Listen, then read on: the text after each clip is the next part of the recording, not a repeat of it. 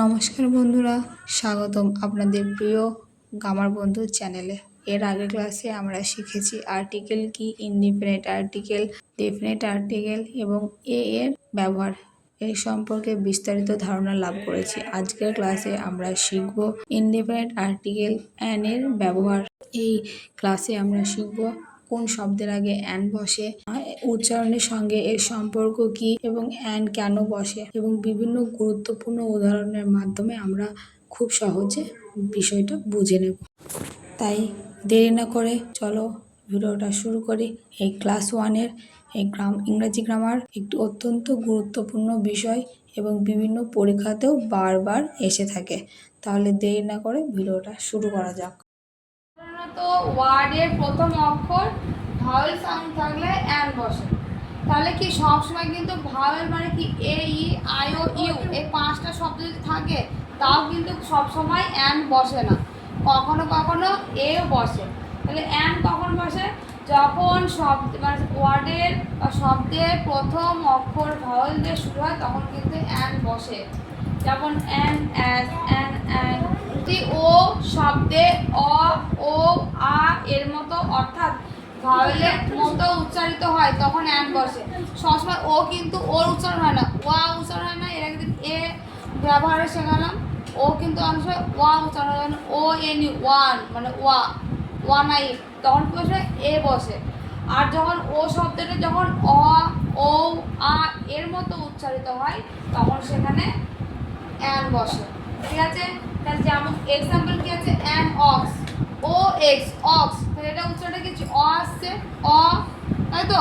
ও X ox মানে অ আসছে, ও আর উচ্চারণটা। তারপর বলছে an orange, O R A N G orange, এখানে কি আসছে? ও আসছে, ওর জন্য এখানে অ্যান বসছে। ঠিক আছে? বলছে অ্যান এর ব্যাপারে 3 নম্বর পয়েন্টটা কি আছে?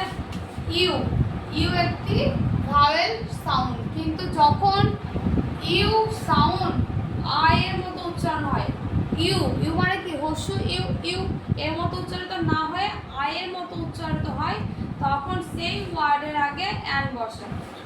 বোঝা গেল?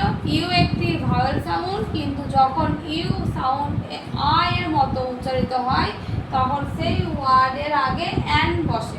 যেমন অ্যান আমব্রেলা, এখানে ইউটা কিভাবে উচ্চারিত হচ্ছে? আমব্রেলা, আ উচ্চারিত হচ্ছে, ওই জন্য এর আগে বসে ইউ বসেছে। ঠিক আছে? তারপরে কি বলেছে? আরেকটা কি আছে?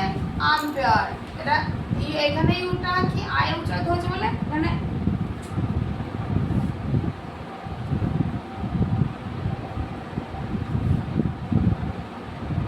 অ্যান বসেছে।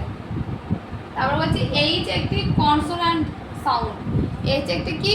কনসোনান্ট সাউন্ড, কিন্তু এইচ এর উচ্চারণ যখন হয়ের মতো না হয়ে অ, আ বা এর মতো উচ্চারিত হয় তখন ওই শব্দের আগে অ্যান বসে।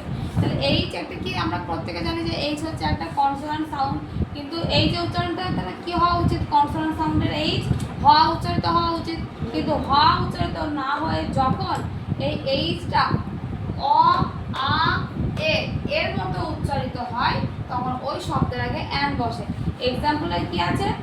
অ্যান আওয়ার, এখানে এইচ ও ইউ আর আছে, এখানে এইচ উচ্চ আছে, এইচ এ উচ্চারিত না হয় কি আছে? ও উচ্চারিত হয়েছে মানে আওয়ার, তখন কি বসে? অ্যান বসে। যেমন অ্যান অনেস্ট, এইচ এর উচ্চারণটা না হয় কি? অ এর উচ্চারণ হয়, অনেস্ট অ্যান্ড আওয়ার মানে এখানে আ এর উচ্চারিত হয়েছে। তাহলে বোঝা গেল? তাহলে অ্যান এর ব্যবহার কি? 4টে অ্যান এর ব্যবহার দেওয়া হলো। একটাতে কি আছে? যেখানে ভাওয়েল সাউন্ডের আগে সবসময় কি বসে? অ্যান বসে। 2 নম্বর পয়েন্টটা কি ছিল?